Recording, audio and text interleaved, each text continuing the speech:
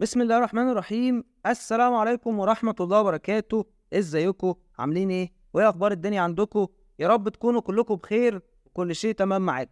اهلا وسهلا مرحبا بيكم في يوم جديد وحلقة جديدة. انا محمد عماد الدين والناس بتقول لي عمدة. حلقة النهاردة هنتكلم فيها في حاجات كتير جدا، فخليك متابع لحد الاخر عشان توصل لك المعلومة كاملة. بص يا سيدي، بص يا ستي، الموضوع في الاول في الاخر قايم على العقل، على الدماغ، على المخ. الواحد اما دماغه تريحه او دماغه تسوحه. ربنا خلق لك العقل وادالك المخ عشان تفكر بيه وعشان تستخدمه. ما تكونش مجرد واحد امعة بيفكر بالمظاهر، بيفكر بالشكليات، بيفكر بالماديات، وما بيشغلش دماغه ولا بيستخدم عقله ولا بيستغل مخه في ان هو يفكر، يتدبر، يفهم، يعرف، يتعلم، يشتغل، يذاكر، يعمل، يدرس الصح من الغلط.